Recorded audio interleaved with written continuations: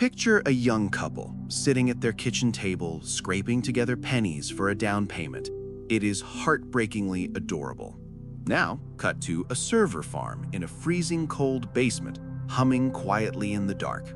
In the time it took that couple to find a loose quarter, that server just placed cash offers on 500 homes. You have been told that housing prices are high because of supply and demand, or a shortage of lumber, or maybe interest rates. That is absolute malarkey. The truth is, the market isn't just hot, it is being cornered.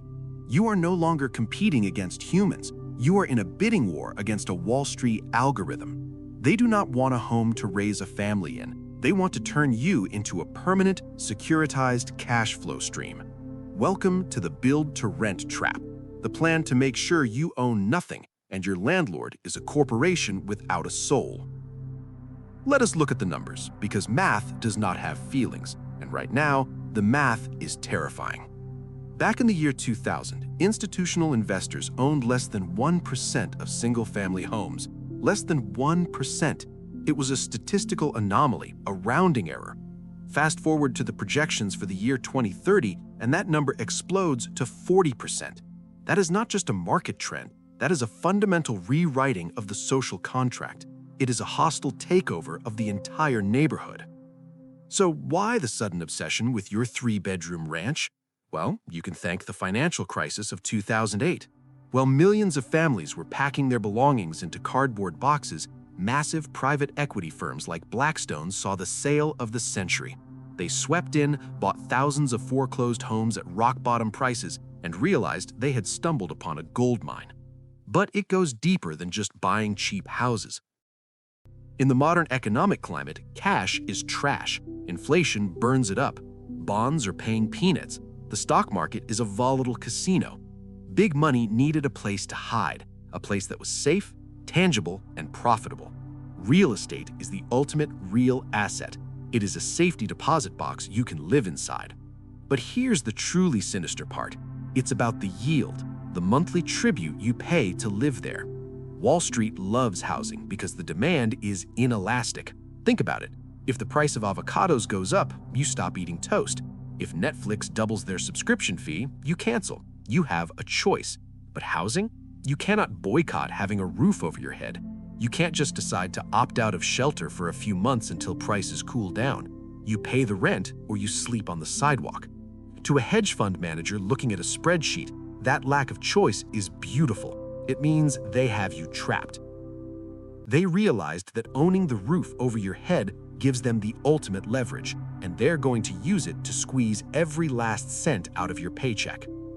Imagine Taylor Swift announces a new tour. You're sitting at your computer, credit card sweating in your hand, ready to click buy. But before your finger even twitches, the entire stadium is sold out, gone in milliseconds. Why? Because a bot network bought every single ticket.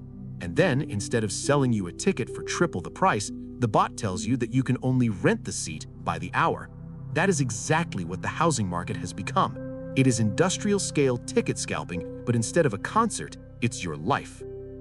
The private equity firms are the scalper bots. You show up to an open house with your hopeful smile, your bank pre-approval letter, and a heartfelt letter to the seller about raising your kids in that backyard. It is cute, really, but you are bringing a knife to a nuclear war. The hedge fund shows up with an all-cash offer. They waive the inspection. They do not care if the roof leaks. They close in 3 days. They win 100% of the time because cash is king, and you are just a liability waiting for a loan approval. But recently, they got tired of fighting you for scraps. Buying old houses one at a time is slow. So they invented a new game. It is called Build to Rent. This is a massive systemic shift. Drive through the suburbs and you might see a brand new neighborhood popping up. Fresh pavement, perfect lawns. But look closer. There are no for sale signs. Not one. Because that entire subdivision was sold to a corporation before the concrete was even poured. The American dream of owning a home in that neighborhood was dead on arrival. The gate to ownership was locked before you even knew it existed. You could live there, sure, but strictly as a tenant. You are simply a serf living on a manicured plantation. This is where we peel back the skin of the onion and find something truly rotting inside. You might think the villain here is just a greedy landlord who wants to buy a new boat. If only it were that simple. The real villain is a process called securitization. This is the dark alchemy of modern finance. Here's how it works. These private equity firms do not just collect rent checks and put them in the bank. Now, that is too boring for Wall Street.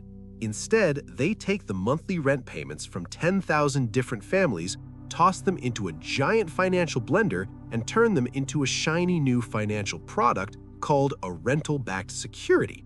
It's basically a bond. They sell this bond to other investors. But here's the trap. To make these bonds attractive to big money investors, they have to promise that the cash flow will grow every single year. This means raising the rent is not just a greedy choice anymore. It's a mathematical necessity. They are contractually obligated to squeeze you. If the economy crashes, if you lose your job, it does not matter.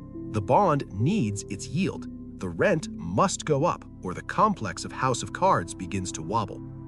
Now, you're probably wondering, who are these evil investors buying these bonds? Who is funding this machine? Is it some shadowy cabal of billionaires smoking cigars in a back room? Well, brace yourself. It's you. The biggest buyers of these rental-backed securities are pension funds, the teachers' union, the firefighters, and yes, your corporate 401k. This is the ultimate paradox, the twist that belongs in a horror movie. Think about the loop. You go to work every day. You scrimp and save to put money into your retirement account. That account hands your money to a firm like Blackstone. Blackstone uses your money to outbid you on the house you wanted to buy. Then they turn around and rent that same house back to you at an inflated price. Why do they inflate the price? To pay the interest back to your retirement account. It's a snake eating its own tail. You are working hard to provide capital to the very people who are ensuring you remain a renter for life.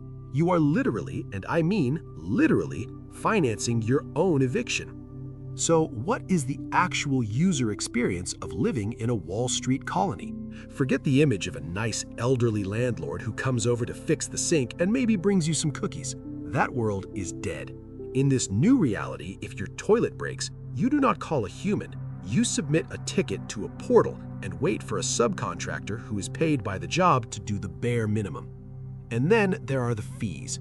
Oh, the fees. It's the Ryanair model of housing. You want a pet? That's a fee. You want to pay your rent online? Convenience fee. They install a smart lock you didn't ask for? That's a mandatory technology fee. They are nickel and diming you to death inside your own living room. But the most dystopian part is how the rent is set. It's no longer about what the market will bear. It's about what the algorithm dictates. Tools like RealPage allow giant landlords to share private data and coordinate pricing. It's essentially price fixing, computerized collusion that allows them to drive rents up in perfect unison. You cannot negotiate with a landlord who is just following orders from a server. So, how do you survive in a game that is so clearly rigged? First, accept the hard truth. If you are trying to buy in a hot market, a major city where these firms are active, stop. You are swimming upstream in a river of money. Wall Street ate Phoenix and Atlanta for breakfast. Instead, look for the unsexy savior, the HOA. I know everyone hates homeowners associations, but right now, a strict HOA with a ban on rentals is the only thing standing between a neighborhood and a corporate takeover. You want to find a community run by people who are terrified of renters. You are looking for the neighborhood with the most restrictive covenants possible because that is the only force stubborn enough to keep BlackRock out. Or there is the cynical hedge. If you cannot beat them, and you probably cannot, then join them. Rent the cheapest apartment you can tolerate and take the money you were saving for a down payment and buy stock in the very REITs that are buying up the neighborhood. If they are going to extract wealth from your generation, you might as well get a small dividend check out of it. It is grim, but it is better than nothing. We like to tell ourselves that history is a straight line moving upwards towards progress, but it isn't. It is a circle, and if you look around, you will realize we have come full circle, right back to the Middle Ages. We are watching the birth of a new kind of feudalism. We are establishing a permanent landed gentry, the lords who own the earth under your feet. And then there's the rest of us, the serfs, who toil away just to pay them for the privilege of existing. The only difference between then and now is the aesthetic. The modern lords do not live in stone castles or wear suits of armor. They operate out of glass towers. They wear fleece vests, and they conquer territory using Excel spreadsheets instead of swords. But make no mistake, the power dynamic is exactly the same. You work, you pay tribute, and you own nothing. That old American dream you heard about, the one with the white picket fence, the 2 kids, and the golden retriever, it didn't just fade away naturally. It didn't die of old age. It was assassinated. It was taken out back and executed by zero interest rate policies and the insatiable greed of institutional capital. They took the basic human need for shelter and turned it into a speculative asset class. They financialized your home, and in the process, they stole your future. So, here's the bottom line. They might own the deeds, they might own the apartment complexes, they might even own the politicians who write the zoning laws, but do not let them own your mind. Do not let them gaslight you into thinking this is normal. It isn't. The first step to escaping the farm is realizing that you are the livestock. If you want to keep peeling back the layers of the system and maybe, just maybe, find a loose board in the fence to crawl through, hit that subscribe button. I will see you in the next one. Class dismissed.